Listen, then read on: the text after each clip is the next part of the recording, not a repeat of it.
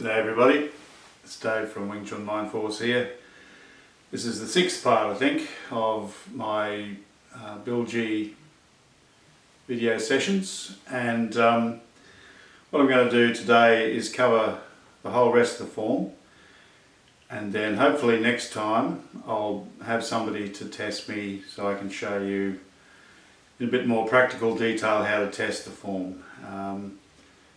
Just a couple of housekeeping things you might say. Please subscribe if you haven't subscribed. I'm really keen to get to 1,000 plus subscribers. Ideally I'd like to get to 10,000 plus subscribers, so if anybody out there has got any great big networks who you think should hear about me or any good ideas, let me know. Okay, so last week it was all very valid what I said, but I got a little confused because sometimes when I'm thinking about what I'm saying on the video, I get my wires crossed. So just to clarify, I'm going to go through the form and at a reasonable pace, and then you'll see there was two parts at the start with the what I call the elbowing sections where I might have confused you with the sequence. So let's just go through the actual form, and then I'll talk about the things I haven't talked about yet. Okay, so this is Biu Jee, meaning darting fingers or striking out a force with the fingertips.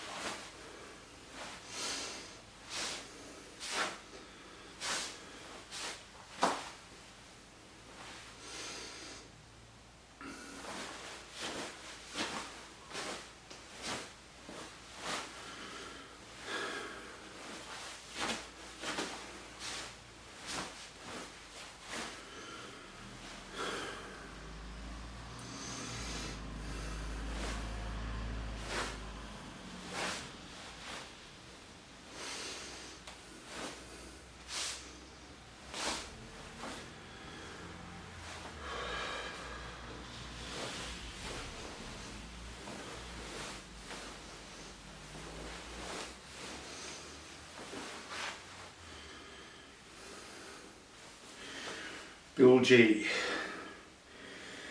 Okay, so moving past the elbowing bits and the striking bits, the next thing we come to is this part.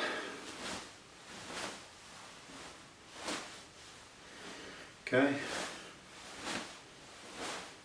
so it's like this. It's basically our old friends Tan Sao to Bong Sao, Bong Sao to Tan Sao, but they're turning around the elbows and the shoulders. See that? Now, this is something I'll talk about later But in the knife form we also do this. That's part of it. And with the pole,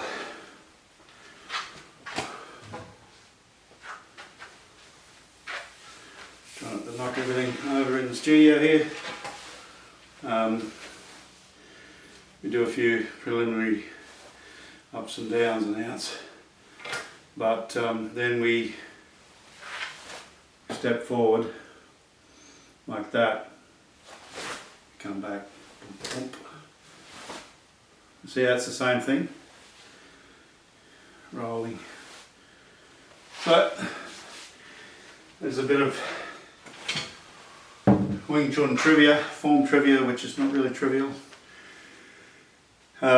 So for me that's what that's about, but it's also about generating force that swings around like that. So you're going Tan to Bong right up to there, and as always in Wing Chun forms, in reality you might just go, you know, might be just that, mightn't be a whole great big swing, but it's the feeling. It reacts fast, swinging, effortless, mindless, you know. We use a subconscious mind feeling. And back.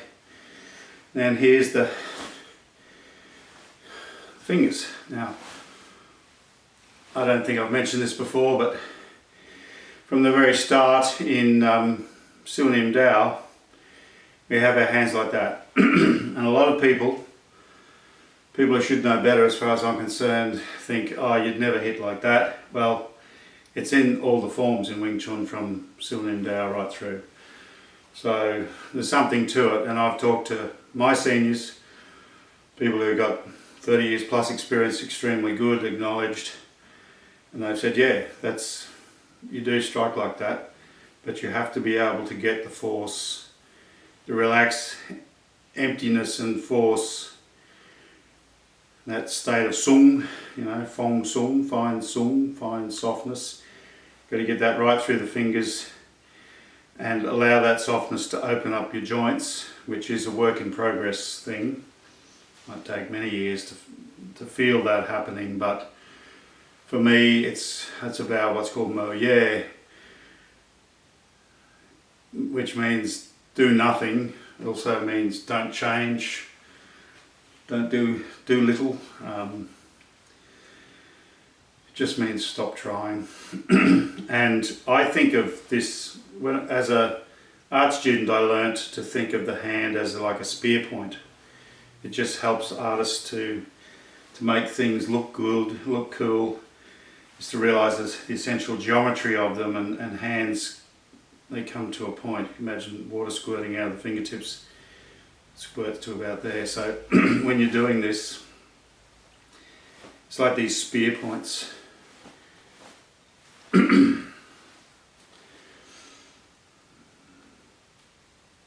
As I said in the last video, it's not always about whackety whack whack with this, right? As you see in parts of that form, that one there, we're not actually pointing the point at some imagined person's face, neck or whatever. It's slightly turned, which sort of gives you a clue that we pierce through their defence, we pierce through whatever's there. We have like a pinpoint and there's a hole. We pierce through that, and all of this acts as a spreader, as a wedge, knocks things out of the way. So at the last minute you might form a fist.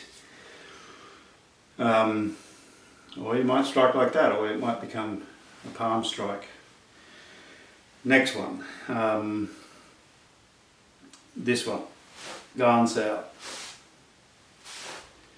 Now this is a cool one because, once again, it's like Tan to Bong, that familiar shape that we practice constantly in the forms and in Chi Sao. That's sort of a straight Tan. Here, see how it curves over, dives into Gan Sao. Now, the driving force, as you can see, is the center, always the center, always, always, always the center. In Shilum Dao and Chum Q, we're practicing just having a line through us, connected, everything's one, no units. I think no joints, just one thing.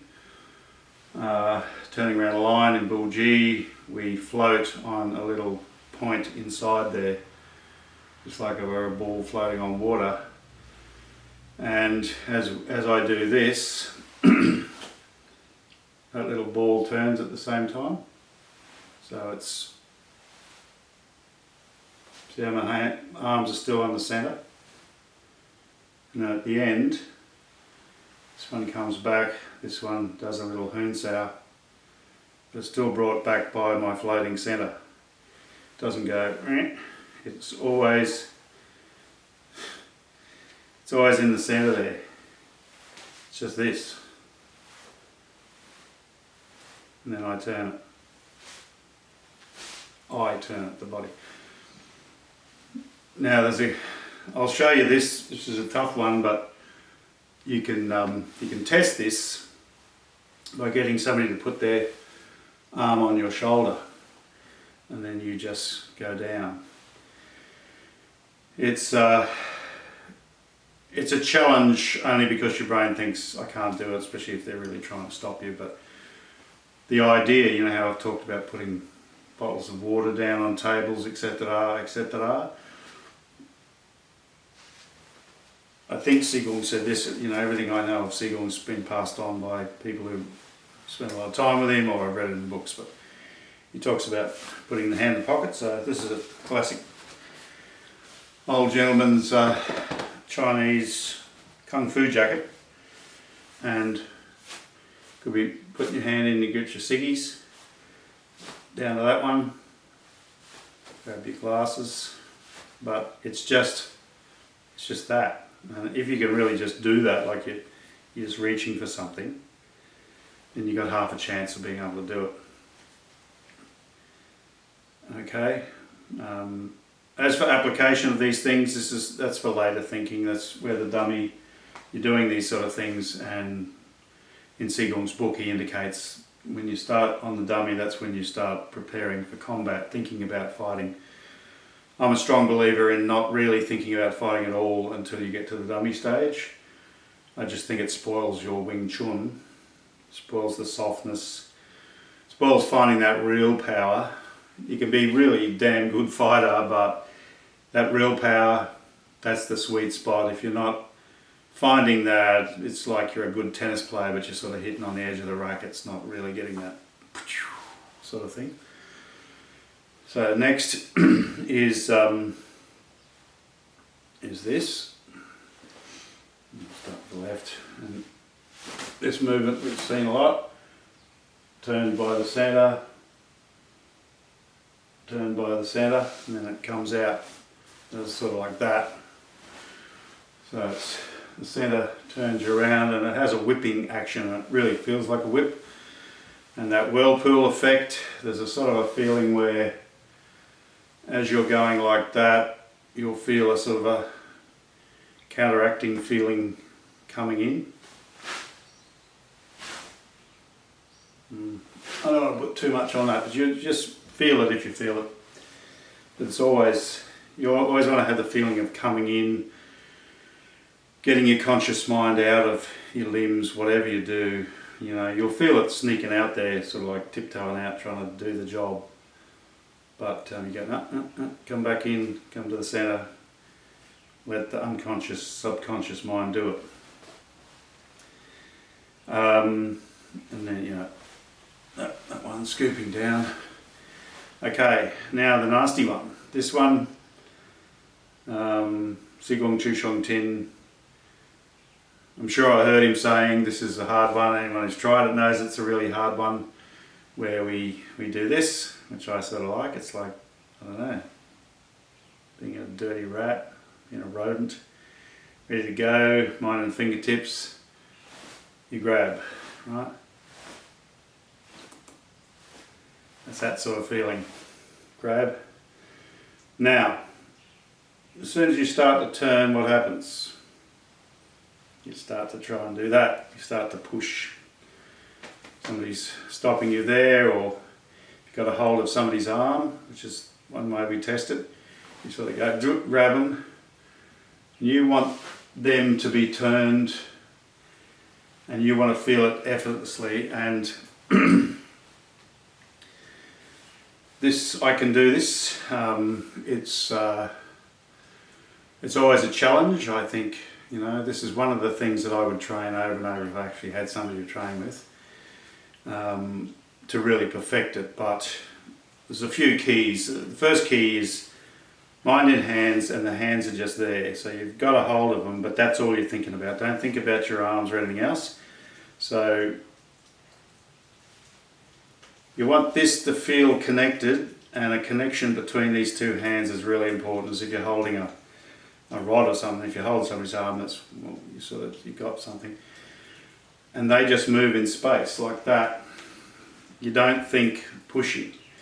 They just float in space. That's really what effortless feels like. So besides that, you've got to be there in your center, and that's always where everything starts from. So that, I go like that, and what really happens is that I just stand there like that. I've just got you, but my little bean in the center turns. And it can help doing this sort of thing, just almost as if you're on a rotating platform and you're not really doing anything, you're just standing there like a statue, somebody else is turning you. That's the feeling you want to get. And there's other ideas that people use about really big circles, you know, sort of turning around a great big wheel. I think that's a pretty valid thing. One way that I was once told, and then somebody said, no, that's wrong, and then I was watching the video and Sigourney said the same thing, so this is right, is a feeling. Do it sort of sideways. You don't actually do it, but it's a feeling as if this one's going forward, this one's coming back. It's a sort of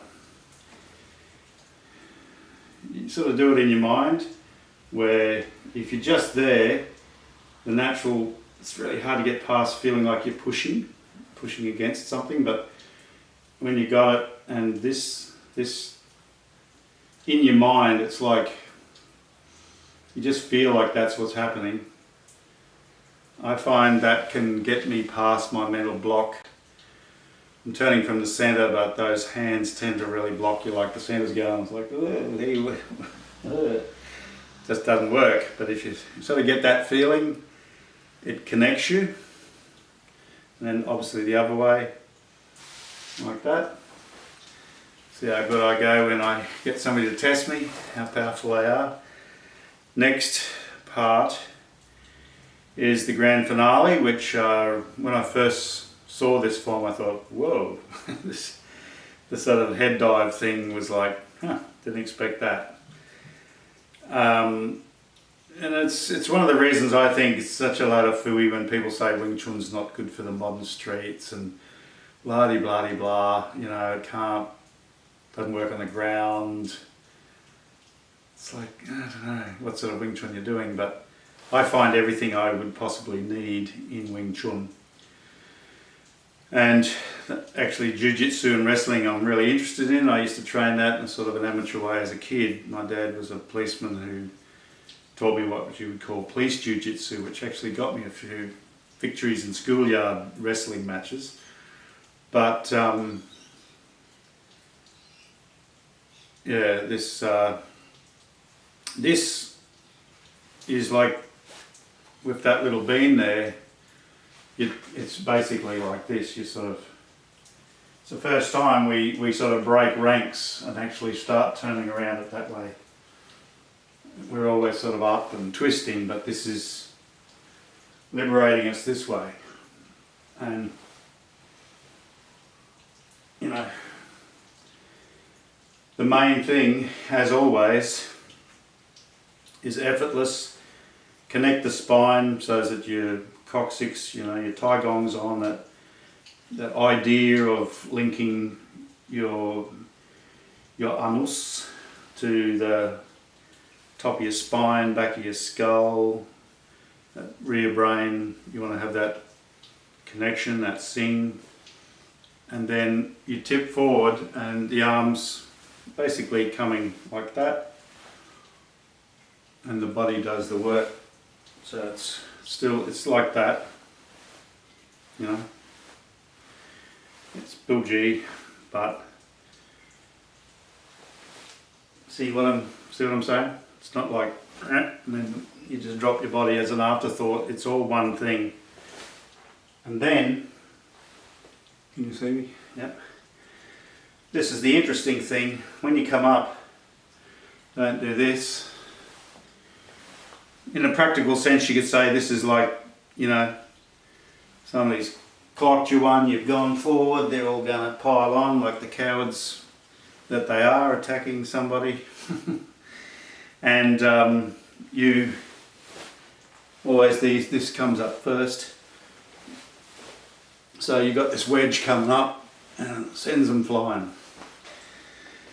So and then you run in and give them a good kicking, showing that you're an even bigger coward than them. But whatever, that's the important thing, that the whole body does the mass, moves around the centre, and then this starts and it comes up at the same time like that. Now, to do this well, you need to be able to have an unbreakable spine. That's my words, but the ability not to collapse when somebody puts a lot on you. So that's, I should be able to show you that. Well, I'll show you that. I've been meaning to show you that in Sunim Dao, but it can be a bit dangerous if somebody's got a weak neck, or even if they just can't stay relaxed. It can really crush them, so you've got to be careful with it. It can hurt somebody's neck. But get somebody to sort of stop you coming up, and then if you just push up like a non-Wing Chun person, your neck's going to cop it all. But if you can get the whole spine connected, they feel like they can't stop you when you sort of come up and roll around them. And